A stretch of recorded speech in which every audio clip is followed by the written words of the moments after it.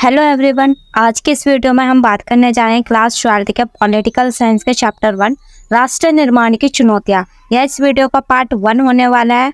तो चलिए आगे पढ़ते हैं डिटेल में क्या चैप्टर में पढ़ने वाले हैं हम। तो इसमें हम पढ़ेंगे 1947 का साल, जिसमें आजाद भारत के सामने कौन कौन सी चुनौतियां आई और किन किन समस्याओं का भारत को सामना करना पड़ा। तो सबसे पहले हम थोड़ा सा बैकग्राउंड समझ लेते हैं। तो आजाद भारत को लगभग 200 वर्षों तक अंग्रेजों ने हम पर गुलामी करी और 14-15 अगस्त 1947 की मध्य रात्रि को हिंदुस्तान आज़ाद हुआ।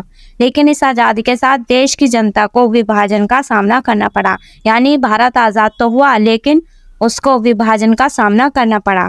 इसमें दो बातें थी 1947 को। एक तो भारत को आज़ादी मिली जिससे जनता बहुत ज़्यादा खुश थी, लेकिन उसके साथ ही भारत का विभाजन भी हो गया, जिसका किसी ने भी अंदाजा नहीं लगाया था कि भारत का विभाजन हो जाएगा। आज़ाद हिंदुस्तान का जन्म कठिन परिस्थितियों में हुआ। हिंदुस्तान सन 1947 में जिन हालात में के बीच आज़ाद हुआ, शायद उस वक्त कोई भी मुल्क वैसे हालात में आज़ाद नहीं हुआ था। आज़ादी मिली लेकिन देश के बंटवारे के साथ, यानी हमें आज़ादी तो मिली लेकिन हमारे देश का जो है वो विभाजन हो गया। और शायद ही दुनिया में कोई भी ऐसा मुल्क होगा जिसमें विभाजन के साथ उन्हें आज़ादी मिली हो। आगे बढ़ते हैं। आज़ादी के बाद दो ऐसी बातें थी जिन पर सबकी सहमति थी। कुछ ऐसी बातें थी जिन पर सबके विवाद चलते रहते थे कि ऐसा होना चाहिए, ऐसा नहीं होना चाहिए, लेकिन दो बातें ऐसी थी जिनमें सबकी सहमति थी। पहली, शासन लोकतांत्रिक सरकार के द्वारा चला जाएगा, यानी एक ऐसी सरकार का गठन किया जाएगा जिसमें लोकतांत्रिक तरीके से चुनाव होंगे और नेता चुने जाएंगे। और दूसरा, सरकार सभी के भले के लिए कार्य करेगी, ना कि किसी एक विशेष तबके के लिए। यानी जब भी कोई लोक कल्याण का कार्य किया जाएगा उसमें सभी तबकों, सभी वर्गों को ध्यान में रखकर ये नीति बनाई जाएगी। नेक्स्ट पॉइंट है भाग्यवधु से चिर प्रतिष्ठित भेंट या ट्विस्ट विद डेस्टिनी का क्या अर्थ होता है। तो सबको पता है हमारा देश 1947 15 अगस्त के मध्य रात्रि को आज़ाद हुआ था। स्वतंत्र भारत के पहले प्रधानमंत्री जवाहरलाल नेहरू ने इस राज संविधान सभा के एक विशेष सत्र को संबोधित किया। उनका यह प्रसिद्ध भाषण भाग्यवधु से चिर प्रतिष्ठित भेंट या ट्विस्ट विद डेस्टिनी के नाम से जाना जाता है। यानी नेहरू ने जो भाषण दिया था, पंडित जवाहरलाल नेहरू ने जो संविधान सभा में एक भाषण दिया था, उसी को भाग्यवधु से चिर प्रतिष्ठित भेंट या ट्विस्ट विद डेस्टिनी के नाम से जाना जाता है। चलिए आगे पढ़ते हैं कि आज़ाद भारत के सामने कौन कौन सी मुख्य रूप से चुनौतियां आई।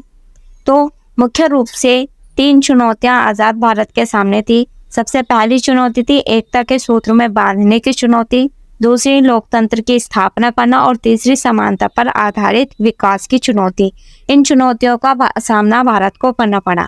सबसे पहले हम इसको डिफाइन कर लेते हैं। एकता के सूत्र में बांधने की चुनौती, इसमें क्या था कि भारत अपने आकार और विविधताओं में किसी महादेश के बराबर था। यानी हमारा जो भारत है उसका आकार बहुत बड़ा और इसमें अलग अलग वैरायटी के लोग रहते हैं, जिसमें अलग अलग बोली बोलने वाले लोग रहते हैं, उनकी संस्कृति अलग है, उनका खान पान अलग है और वो अलग अलग धर्मों के अनुयायी थे।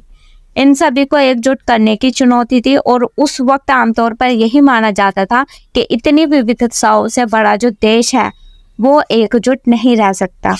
नेक्स्ट चुनौती थी हमारी लोकतंत्र की स्थापना करना, यानी दूसरी चुनौती लोकतंत्र को कायम करने की थी। संविधान में मौलिक अधिकारों की गारंटी दी गई है और हर नागरिक को मतदान का अधिकार है। यानी जो भी व्यक्ति 18 वर्ष की आयु प्राप्त कर लेता है उसको वोट देने का अधिकार है।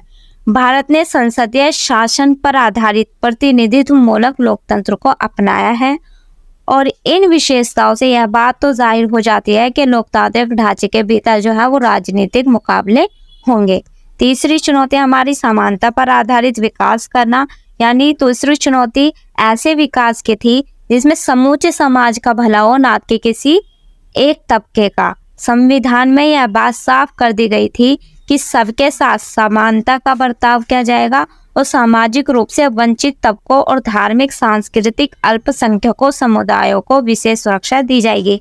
यानी कुछ ऐसे वर्ग या कुछ ऐसे तबके जो नॉर्मली हम कह सकते हैं कि वो थोड़े कमज़ोर हैं या गरीब हैं, पिछड़े हुए हैं, तो उनको ज़्यादा विशेष सुरक्षा दी जाएगी। जैसे अल्पसंख्यक हो गए, दलित हो गए, उनको विशेष यानी समानता पर आधारित उनका विकास करना, ताकि वो भी सबके लेवल में आ जाए। अगर आपको हमारी वीडियो पसंद आई हो तो हमारे चैनल को सब्सक्राइब करें और वीडियो को लाइक करें। Thanks for watching.